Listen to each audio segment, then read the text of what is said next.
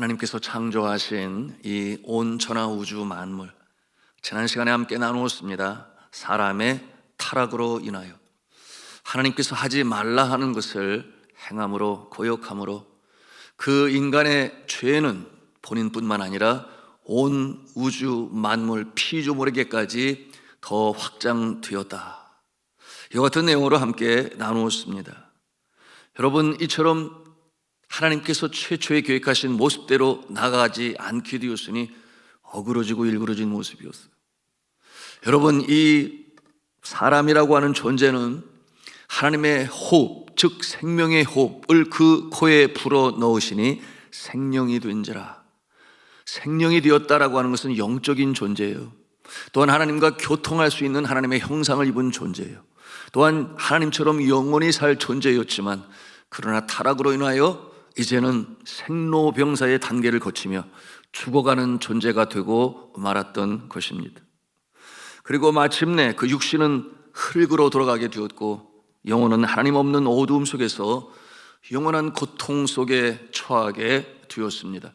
타락으로 말미암아 인간의 마음은 부패하였고 그 본성 속에는 평안함과 기쁨과 이 즐거움은 사라지고 대신 그 자리에 죄성이 자리를 잡게 되었으니 그 마음은 하나님이 주시는 마음이 아니요 두려움과 수치감이 얽히고 설킨 이 죄성이 인간의 성정에 또 아리를 들고 자리를 잡게 되었던 것입니다.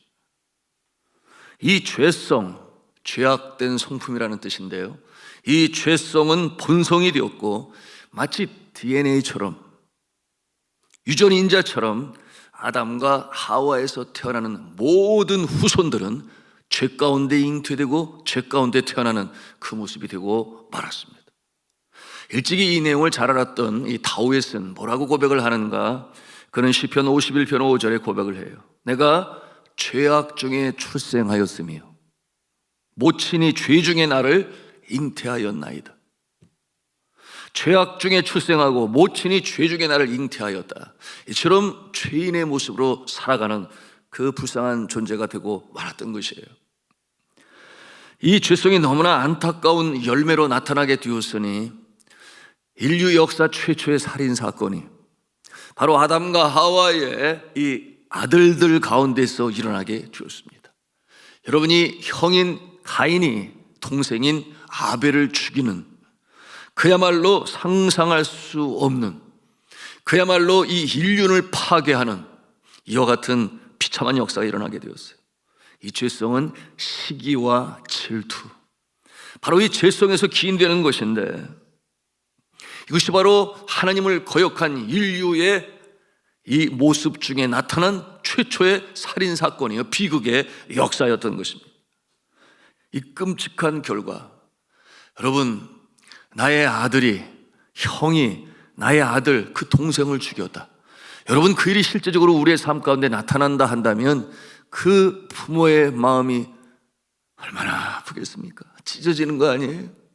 이 비극의 역사가 나타나게 되니 아담과 하와는 얼마나 그 죄의 결과에 대해서 슬퍼하며 후회하며 아파했겠습니까?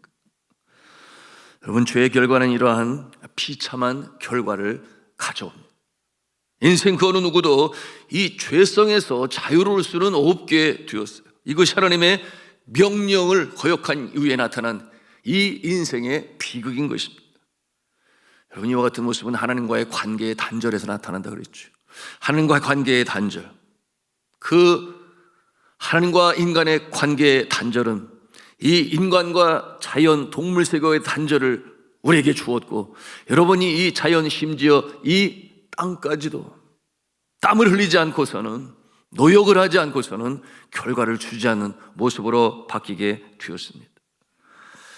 그래서 이 땅에 예수 그리스도께서 오시게 된 것이죠. 인간을 구원하시기 위해서, 하나님과 우리 사이에 막힌 죄담을 허시기 위하여 죄 없는 존재, 인간의 대표 제2의 아담으로 예수 그리스도께서는 이 땅에 오셔서 그 모든 죄를 다 짊어지시고 그가 무도한 사형수만이 언도받고 달리는 십자가의 제물로 양손과 발의 대못으로 바뀌시고 온갖 멸시천대 다 당하시고 가시에는, 머리에는 가시미 연료관을 쓰시고 허리에 창으로 찔리셨으니. 여러분, 예수 그리스도께서 이 땅에 오신 이유는 바로 이 하나님과 인간과의 단절된 이 관계를 다시금 허시기 위하여, 그 요인은 죄를 물리치시고 이 죄의 결과로 말미암아 나타나게 된 최고의 형벌인 사망에 쏘는 것을 이기시고 부활의 첫 열매가 되시기 위하여 이 땅에 친히 도성인실하신 강림하신 예수 그리스도, 이것이 바로 성경 전체를 통해서 흘러가고 있는 진리의 모습인 것입니다. 창세기 4장에 가인의 살인사건과 연관하여 믿지 아니하는 자들이 의문을 갖게 되는데, 믿는 사람들도 의문을 갖는 것은 왜 하나님께서는 아벨의 제물은 받으셨는데 가인의 제물은 받지 아니하셨는가? 무엇이 잘못된 것인가? 이와 같은 의문을 갖습니다. 그 답은 이미 오늘 성경 말씀 본문 속에 잘 나타나 있어요. 하나님은 제물을 받으실 때에 드리는 그 물질만 보고 받으시는 게 아닙니다. 여러분, 하나님 앞에 구약시대는 제물이요, 신약시대는 예물입니다. 분명히 알아야 돼요. 제물은 이미 예수 그리스도께서 속제물 되셔서 단번에 드리셨으니 더 이상 오늘날 교회에 제물은 없어요. 오늘날 이 시대는 감사의 예물, 그리고 연보, 구제를 위한 연보, 그것만 있을 뿐인데, 여하튼 이 하나님께서는 제물을 받으시든 예물을 받으시든 그 물질 또는 제물만 받으시는 것이 아니라 그것을 드리는 사람의 마음을 보시는 줄로 우리는 확실히 알아야 돼요. 삶의 모습을 보시고 언행심사를 보시고 그가 드리는 제물도 하나님이 받으시든지 안 받으시든지, 그러니까 먼저 중요한 것이 무엇입니까? 우리의 마음이요, 우리의 언행심사가 주님 보시기에 합당한가? 성경 말씀 창세기 4장 4절 5절 말씀을 여러분 가만히 보십시오. 4절의 후반부에 보면 여호와께서 아벨과 그 제물을 받으시고 라고 말씀하고 있고, 5장 전반절에는 가인과 그 제물은 연락하지 아니하신지라. 분명히 말씀하기를 아벨과 그 제물, 가인과 그 제물이라고 말씀하시지 가인 따로 제물 따로 그렇게 말씀하시지 않는다, 그 말을. 그러니까 가인의 제물이라고 아벨의 제물이라고 그 사람이 드리는 제물에 초점이 맞춰진 게 아니라 가인과 그 제물, 아벨과 그 제물, 동일시하여 하나님께서는 예물을 받으시고 제물을 받으신다 하는 것을 말씀을 통해서 우리가 보는 것이니, 하나님은 우리의 중심을 받으신다. 우리가 주님 앞에 연보를 드리고 헌금할 때 꼭 기억해야 할 영적 교훈인 것입니다. 하나님을 향한 마음과 중심이 담기지 않고 또 하나님 앞에 성결된 모습으로 살지 못하면서 드리는 자의 제물은 하나님께서 받으시는가? 안 받으신다는 거예요. 그러므로 예수 그리스도께서는 이 서기관과 이 가난한 과부의 드림에 대해서 비교하여 말씀을 주셨는데요, 마태복음 5장 24절 말씀이죠. 너는 그 제물을 제단 앞에 놓아두고 먼저 가서 내 형제나 자매와 화해하여라. 그런 다음에 와서 제물을 드려라. 그러면 가인은 무엇이 잘못된 것입니까? 오늘 말씀해 보니 성품이 잘못되었어요. 하나님 앞에 제물을 드리기에는 그 마음의 준비와 그 삶의 자세와 모습이 준비가 안 돼 있었어요. 제물 자체가 문제가 있습니까? 여러분, 하나님께서 햇빛을 주시고 비를 주셔서 자라나게 하는 채소, 이 식물이 무슨 죄가 있냐고요? 아니요, 없어요. 그런가 하면은 이 어린 양 무슨 죄가 있습니까? 물론 그것도 하나님께서 먹이시고 입히셔서 그 모습으로 드리는 거니 제물 자체는 어떠한 문제도 없다. 그러므로 채소를 드려서, 식물을 드려서, 동물을 드려서 그건 아니라는 것이에요. 농사한 소출을 드리는 것이 무슨 문제가 있겠습니까? 여러분, 7절 말씀을 보시면 거기에 뭐라고 그랬어요? 내가 선을 행하면 어찌 낯을 들지 못하겠느냐? 낯을 들지 못한다. 하나님 앞에 그 얼굴을 들지 못한다. 왜 얼굴을 들지 못하겠습니까? 그 이유에 대해서도 말씀하고 있으니 그가 평소에 선을 행하지 아니하였기 때문에, 평소에 선을 행하지 아니하였기 때문에 제사를 드리면서도 그 낯을 주를 향하여 들지 못하는 이와 같은 모습이니 그 제물은 말 것도 없지요. 하나님 얼굴 뵙기가 창피했어요. 여러분, 이 내용에 대해서 영어 성경을 보면 아주 더 분명히 우리가 그 뜻을 볼 수 있는데요. If you do what is right, will you not be accepted? 이렇게 말하고 있어요.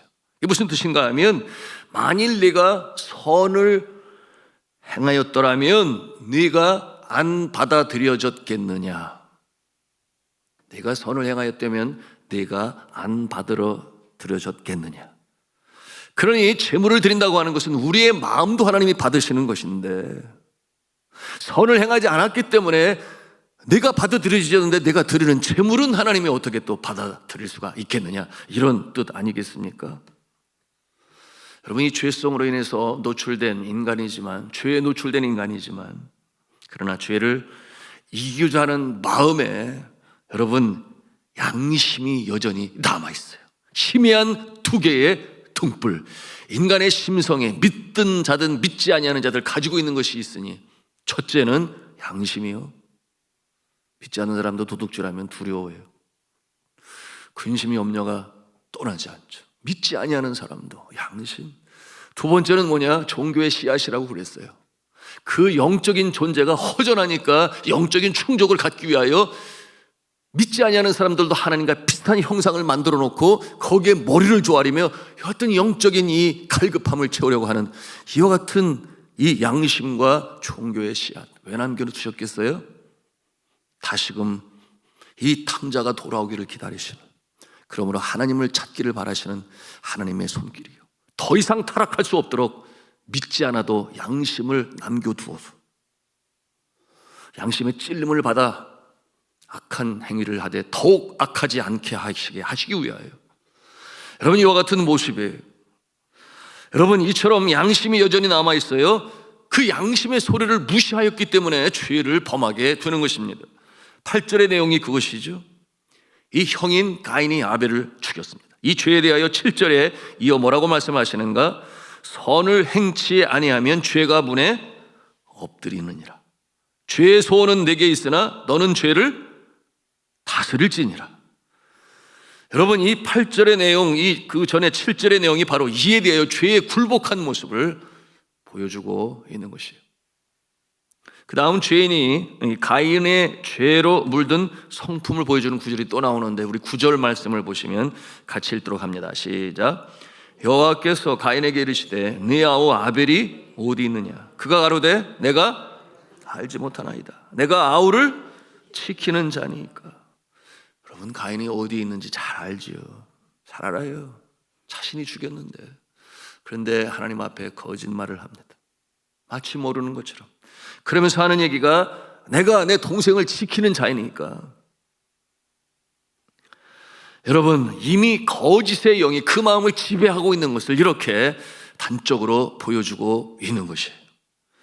여기에서 우리가 배우는 영적 교훈, 여러분, 그것은 우리가 많은 물질로 주님 앞에 드립니다. 좋아요. 여러분, 그러나 중요한 것은 우리의 마음도 주님 앞에 드릴 만한가? 그걸 돌이켜볼 수 있어야 하고, 여러분, 그 물질이 드려지면 어디 딴 데 쓰는 것은 아니겠지요. 교회에서 그 물질을 가지고 전도하고 선교하고 구제하고 또 사역자의 생계를 위한 이와 같은 내용으로 사용될 것이지만, 정작 물질을 드리는 자는 받아들여지지 아니한다. 여러분, 이 언행심사가 하나님 앞에 똑바로 서지 아니할 때 아무리 많은 재물을 드려도 재물만 하나님이 사용하시고 그를 받아들이지 아니한다면 이 얼마나 불쌍한 존재냐, 그 말이에요. 세상 말에 이런 말 있죠. 개같이 벌어서 정승같이 쓴다. 개같이 벌어서 정승같이 쓴다. 그러나 성경은 그와 같은 모습을 옳다라고 받아들이지 아니에요. 벌어들이는 과정도 정오의 햇볕 앞에서, 주님의 눈길 앞에서 사람을 대할 때도 주를 섬기듯 하라. 여러분, 그것이 비즈니스의 제일 첫 번째 원칙 아니겠습니까? 그런데 그와 같은 모습이 아니어서 물질을 소유할 때도 땀을 흘리고 애를 쓰고 수고한 만큼 나는 거기에 대한 대가로 나는 돈을 번다, 이렇게 생각하면 너무나 정확해요. 그래서 1 플러스 1은 2가 나와야 되는데 1 플러스 1이 10이 되기를 바라는 그런 사람들 중에 대표적인 모습들이 누구겠어요? 일확천금을 노리는 모습이 되는 것이니 그들을 가리켜 우리 조상들은 뭐라고 말하냐면 몰입해라고 그랬어요. 땀을 흘리지 아니하고 애쓰지 아니하고 뭔가를 얻고자 하는 마음은 몰입에다 잘못된 모습이다. 여러분, 우리가 땀을 흘리고 수고하고 애쓰며 거두는 것이 에덴 동산의 모습이에요. 그것이 주님께서 세우신 노동의 원칙입니다. 그러나 분명한 것은 우리의 마음이 주를 향하여 열리고 양심에 따라 행할 때에 주님께서 30배를 넘어 60배를 넘어 100배의 아름다운 결실로 허락하시는 줄로 믿으시기를 바랍니다. 이것이 믿음의 사람들의 이 비즈니스, 이 노동 관점인 것입니다. 그러기에 그 모습을 좋아하시고 또한 기뻐 여기시는 하나님께서 여러분께 은혜를 주시고 그 모습을 통하여 하나님께 예물을 드릴 때 하나님께서는 그것을 기뻐 받으셔서 소위 경제적인 언어로 선순환 구조로 그 생업과 기업을 이어가게 하시는 여러분 하나님 아버지신 줄로 믿으시길 바랍니다. 이 모습이 바로 가난하게 홀로 사는 한 여인이 드린 이 2렙돈의 그 모습을 보고 예수께서 칭찬하신 것 아니겠습니까? 그 헌금은 비록 액수는 적으나 주님이 기뻐하시는 헌금이 되었어요. 그러나 대조적으로 긴 옷을 입고 시장에서 문안하며 회당의 상자와 잔치의 상석에 이 앉기를 원하는 자들 서기관을 예로 말씀하시면서 뭐라고 그랬어요? 그들을 삼가라, 가까이 하지 말아라. 왜냐하면 그들은 과부의 가산을 삼킨다 그랬어요. 연약한 자의 그 적은 것까지도 그것을 삼키려고 하는 모습이 있습니다. 의식으로 길게 기도하는 자라 그랬어요. 여러분, 이들의 연보를 주님께서 받으실까요? 아무리 많이 드려도 연보만 받으실지 모르겠어요. 하나님의 나라에. 그러나 그 자신은 하나님 앞에 받음을 받지 못하는 것입니다. 바라옵기는 오늘도 우리들도 인정 주님께서 기뻐하시는 삶으로 그리고 드리는 예물로 인하여 주님을 기쁘시게 하며 여러분 우리의 삶이 더욱더 생명을 얻게 하실 때 풍성히 얻게 하시는 하나님의 은혜를 체험하시기를 주님의 이름으로 축원합니다. 오늘 본문에서 두 번째로 의문을 갖는 것은 이 아담의 첫째 아들 가인은 어떻게 아내를 구할 수 있었을까요? 그런 생각해 보셨나요? 에덴 동산에서 쫓김을 받아 이처럼 죄악 가운데 결국 동생까지 죽여서 이제는 유리하는 자가 되었다 그랬는데 그런데 그가 어디에서 아내를 얻으며 또 그를 해하려 하는 자를 두려워했다 그랬어요, 이 가인이. 그런데 그들은 또한 누구이냐 그 말이에요. 이와 같은 내용을 가지고 이 창세기에 나타난 이 4장의 내용, 어떻게 가인과 아벨 말고 또 다른 사람들이 어떠한 부족이 어디 있었던 것은 또 누가 만들었느냐 이런 내용을 가지고 믿지 않으려고 하는 자들이 믿는 사람들 가운데도 있어요. 창세기에 대해서 그저 설화에 불과하다, 창조 설화, 창조 신화, 실제적인 사건으로 역사적 사실로 받아들이려고 하지 않는 사람들이 있습니다. 여러분, 이와 같은 내용 14절에 보니까 뭐라고 그랬어요? 하나님께 호소하는 내용이 무릇 나를 만나는 자가 나를 죽이겠나이다. 무릇 나를 만나는 자가 나를 죽이겠나이다. 가인이 두려워하는 이들이 도대체 누구냐 그 말입니다.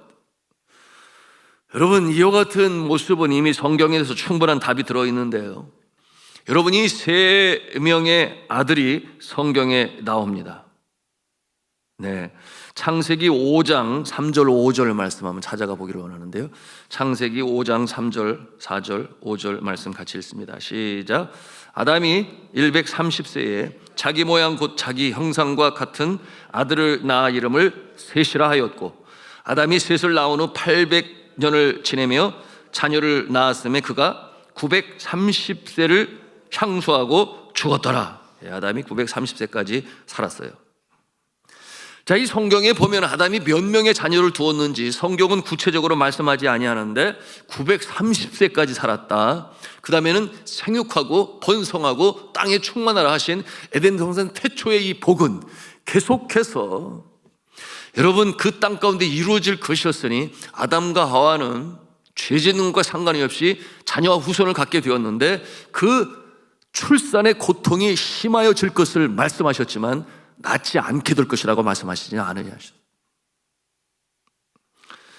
그러므로 우리가 생각해 볼 수 있는 것은 많은 자녀를 분명히 두었을 거다. 이런 생각은 우리가 먼저 가질 수가 있어요.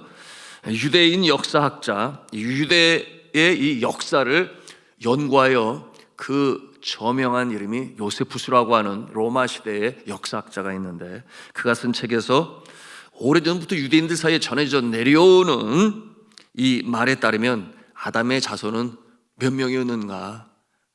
33명의 아들과 23명의 딸들이 있다. 그것이 유대인들이 믿고 있는 전승이다. 그런데 아담이 130세에 셋을 낳았다 그랬어요. 여러분, 이 내용은 창세기 4장 25절에 있는 내용에 근거하는데요, 하나님이 내게 가인의 죽인 아벨 대신에 다른 씨를 주셨다. 그게 셋이에요. 여러분, 이 아벨이 죽고 나서 그 마음의 슬픔을 가지고 있는 이 하와를 위로하기 위하여 셋을 주셨다고 한다면, 가인의 출산과 아벨의 죽음 사이에는 그렇게 긴 기간이 있지는 않았을 것이다. 그렇죠? 위로하기 위해서 주셨으니까. 자, 그런데 우리가 이렇게 추론해 볼 수 있습니다. 이 가인의 출생과 아벨의 죽음 사이에는 몇 년의 세월이 있었는가? 930년의 인생 속에 말입니다. 그 기간을 100년 이상의 시간이 있었을 것이다. 자, 이렇게 추론을 한다면, 그렇다면 이 가인과 아벨 사이에 100년 이상이라고 한다면 그 사이에 많은 자녀들이 있었을 것이다. 정리를 해보면 이렇습니다. 아담의 나이 약 20세에 하와는 가인을 낳았습니다. 그리고 100세의 아벨을 낳았다고 본다면, 아담의 나이 120세 즈음에 이 가인이 아벨을 죽였습니다. 이 계산을 좀 빨리 잘 하시기 바랍니다. 120세 정도에 가인이 아벨을 죽였습니다. 그리고 아담의 나이 130세에 셋을 낳았습니다. 자, 그러면 가인과 아벨 사이 100년 사이에 이 아담과 하와는 여러 명의 자녀를 두었습니다. 이들을 가인이 두려워하는 것입니다. 감히 동생을 죽이다니, 참을 수가 없어. 그 중간에 있는 자들이 동생 아벨을 죽인 가인에 대하여 적대감을 얼마든지 품을 수가 있는 것이죠. 여러분, 이 죄를 범한 이 가인, 언제고 그 마음에서 두려움이 떠나지 않는 법이에요. 그러니까 두려움에 떨면서 이와 같은 부탁을 하나님께 하는데, 하나님께서 그래, 내가 그 표를 주어 내가 그들에게 죽임을 당하지 않도록 하겠다. 이 긍휼을 베푸시는 하나님의 모습을 우리는 대하는 것입니다. 자, 사랑하는 성도 여러분, 우리는 죄를 범해서는 아니 되겠습니다. 죄를 범한 마음에는 평안이 없어요. 죄를 범한 마음에는 두려움이 임합니다. 그것은 하나님이 주시는 마음이 아니라 그랬어요. 미래에 대한 소망과 희망을 주는 것이라 그랬어요. 오늘의 말씀을 통해서 우리가 깨닫는 바입니다. 여러분, 또 한 가지 의문이 있다면, 그렇다면 왜 그렇게 많은 자녀들이 있는데 가인과 아벨과 셋 얘기만 하고 다른 자녀들 얘기는 하지 않았습니까? 뭐 이런 질문을 가질 수도 있지만, 성경에 모든 인류의 이름이 기록되어 있나요? 아니에요. 여러분, 성경에는 이 구원의 역사, 진전되는 역사 속에 꼭 필요한 인물들만 등장을 시켜서 그 이름으로 기록하고 있는 것이니 가인 그리고 아벨 셋이면 충분합니다.